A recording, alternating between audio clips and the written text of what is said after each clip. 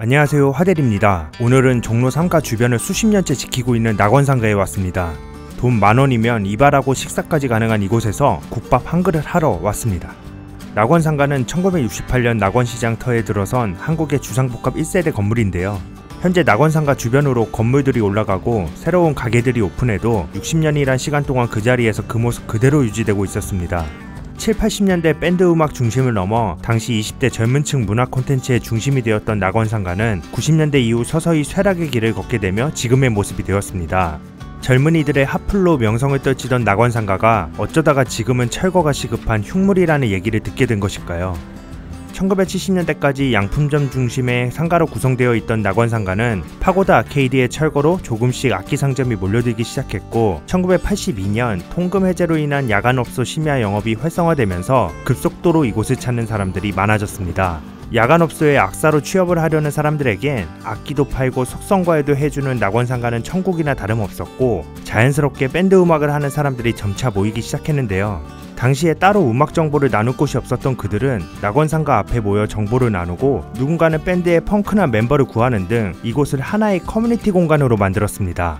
비틀즈와 함께 퍼진 전세계적인 밴드 열풍은 국내에서도 신중현과 트윈폴리오의 등장과 함께 선풍적인 밴드붐으로 이어졌는데요. 1977년 1회 대학가요제에서 대상을 수상한 샌드페블즈의 나웃더케, 1988년 대학가요제에 등장해 전국민적인 신드롬을 일으킨 무한궤도의 그대에게 등 당시 대학가에는 밴드붐이 한창이었고 이 당시에 낙원상가는 밴드붐 현상의 발원지이자 중심지의 역할을 하고 있었습니다. 하지만 90년대가 넘어가면서 낙원상가는 조금씩 쇠락해 가기 시작합니다. 노래방 기계의 보급으로 야간업소의 밴드 필요성이 떨어진 것이 첫 번째, PC통신으로 음악 정보를 쉽게 공유할 수 있는 기회가 생겨나기 시작하면서 커뮤니티 장소로서의 낙원상가 가치가 떨어진 것이 두 번째, IMF로 인한 소비 위축으로 가격대 높은 악기 구매력이 낮아진 것이 세 번째인데요. 2000년대 후반 오세훈 시장의 뉴타운 공약에 따라 결국 철거 계획에 들어간 낙원상가는 2010년대 박원순 시장이 이를 전면 철회하면서 지금 그대로 유지되고 있는데요. 재건축이 여러 이권 문제로 어려운 상황에 아직 뚜렷한 개선 방향은 들리지 않고 있습니다.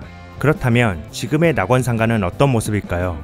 의외로 낙원상가는 현재 활발한 모습입니다. 주변에 중장년층의 메카 탑골공원과 송해길은 물론 익선동과 같은 청년들의 공간이 주변에 포진되어 있어 주변에는 20대부터 80대에 이르기까지 다양한 세대의 사람들로 북적이고 있었으며 낙원상가 2층은 기타, 피아노, 색소폰 등을 취급하는 작은 가게들이 빼곡하게 들어서 있으며 새 제품과 중고 등 전부 구매 가능한 종합 악기 상가의 모습 그대로였습니다. 최근 밴드의 열풍, 잦은 미디어 노출의 영향으로 20, 30대 방문자들을 어렵지 않게 볼 수 있었습니다. 간혹 20, 30대 젊은 사장님들도 보였지만 낙원상가에서 수십 년의 세월을 보내셨을 분들이 여전히 그 자리를 지키고 계셨습니다. 3층엔 2층과 다소 분위기가 조금은 달랐는데요. 2층이 소규모의 상점이 많았다면 3층은 대규모의 브랜드 공식 대리점이 많았습니다. 4층에는 낙원상가 하면 생각나는 또 하나의 상징 허리우드 극장이 여전히 그 자리를 지키고 있었는데요. 현재 허리우드 극장은 고전 영화를 저렴한 가격에 볼 수 있기 때문에 여전히 상당히 많은 노인분들의 유흥거리로 그 명맥을 유지하고 있었습니다. 69년에 개관한 허리우드 극장은 종로의 단성사, 피카디리, 피카소, 국제극장 등과 함께 당시 종로를 대표하던 극장이었는데요. 현재 그 명맥을 그나마 유지하고 있는 곳이기도 합니다. 당시 극장가는 종로와 영등포로 그 대표 장소가 나뉘어 있었고 영등포를 대표하는 극장으로 명화극장, 경원극장, 그리고 탤런트 영규진이 운영한 곳으로 알려진 연흥극장이 있었는데 현재는 전부 역사의 뒤안길로 사라졌습니다. 사실상 현재는 종로에서만 과거 극장을 조금이라도 경험할 수 있는 상황이죠.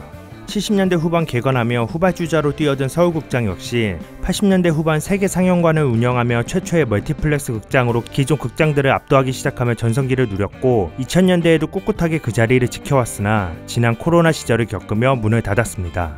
이제는 CGV, 메가박스 등 대형 멀티플렉스 상영관과 OTT의 대중화로 과거 극장의 모습을 보긴 어려워졌고 이제는 80년대 피카디리 앞 넓은 마당에서 람보 티셔츠를 받으려 밤샘하던 모습이나 90년대 삐삐치며 누군가를 기다리던 모습들은 다 과거의 추억이 되었습니다. 이렇게 1층에서부터 4층까지 둘러보다 보니 7, 80년대 넓게는 90년대까지 이어져온 밴드 문화와 당시의 극장 문화가 낙원상가 안에는 여전히 그대로 남아있구나 싶었습니다. 마치 그대로 얼려서 그때 모습으로 보존이 되었나 싶을 정도였는데요. 낙원상가 지하에 있는 낙원시장으로 내려가니 이건 보존을 넘어 충격과 공포의 단계에 이르렀습니다. 그냥 그 시대가 그대로 멈춰있는 느낌이 들 정도였는데요. 일단 들어가자마자 오래된 시멘트 벽과 좁고 스산하며 음습한 분위기가 풍겨왔고, 쌀가게나 정육점은 내가 지금 진짜 2025니 맞나 싶었습니다. 낙원시장은 머릿고기나 국수 등을 아주 저렴한 가격으로 식사 또는 술안주로 먹기 좋은 곳으로 알려져 있고, 주변에 놀러 나오신 70대 이상 노년층의 숨은 핫플레이스로 평일 낮임에도 사람들로 북적였습니다. 한사원과 저도 계속 돌아다녀서 그런지 냄새를 맡으니까 배가 고파져서 국수나 한 그릇 하려고 자리에 앉았습니다. 이곳은 낙원시장 금인의 집입니다. 저희는 잔치국수 하나와 떡만둣국을 먹었는데요. 영화 유열의 음악 앨범 촬영 장소였다는 것과 전참시에서 박하선이 방문했다는 것이 가게 벽에 큼지막하게 붙어 있어서 이거 모를 일은 없겠다 싶었는데요. 맛 역시 가격에 비해 생각보다 괜찮았습니다. 잔치국수 4,000원에 떡만둣국 5,000원 해서 9,000원으로 둘이서 배불리 먹을 수 있었는데요. 오래 푹 삶아서 부드러운 국수에 유부가 잔뜩 들어간 유부 맛이 진하게 느껴지는 국물의 잔치국수는 예전에 2,~3,000원 하던 시절만큼은 아니더라도 이 정도라면 여전히 가성비 국수집이라고 해도 될 만했고, 특히 김치와 열무가 상당히 시원하고 맛있었습니다. 열무국수를 먹었어야 했는데 하는 아쉬움이 들 정도였습니다. 먹고 나서 낙원상가를 나와 익선동 쪽으로 향했습니다. 지금은 한창 때에 비해 조금 인기가 시들었지만 여전히 외국인 관광객과 다양한 세대의 사람들이 잔뜩 모여서 평일 오후 시간임에도 웨이팅을 하는 카페도 있을 정도로 마치 주말에 방불케 하는 인파로 북적였습니다. 너무 복잡해서 얼마 있지도 못하고 원래 가려고 했던 송해길 쪽으로 빠져나왔습니다. 송해길은 고 송해 선생님을 기리기 위해 이름 붙여진 곳으로 생전 이 송해길에서 많은 시간을 보내셨다고 하죠. 전국 노래자랑을 통해서 국민 MC로 오랜 시간 주말을 지켜오신 송해 선생님은 90이 넘은 나이에도 특유의 입담과 재치를 보여주셨는데요. 이 송해길에는 아직 그 흔적이 고스란히 남아 있었습니다. 송해길은 탑골공원에서 낙원상가를 낀 거리로 노년층의 핫플이라고 할 정도로 많은 노인분들을 거리에서 볼 수 있는데요. 6,000원에서 7,000원 정도 하는 이발관은 여전히 만석이었고, 오래된 노포들을 거리 곳곳에서 심심치 않게 발견할 수 있었습니다. 송해길에서 낙원상가 쪽으로 돌아가면 오늘 국밥 한 그릇 하려고 했던 곳이 나옵니다. 이곳은 종로구 낙원동 소문난 집입니다. 송해 선생님은 물론 탑골공원을 찾은 수많은 노인분들의 단골 해장국집인데요. 60년은 좋게 넘은 소문난 집은 여전히 우거지 해장국을 3,000원에 대접하고 있었습니다. 메뉴가 딱 우거지 해장국 한 개이기 때문에 여기서는 자리에 앉자마자 묻지도 따지지도 않고 바로 나옵니다.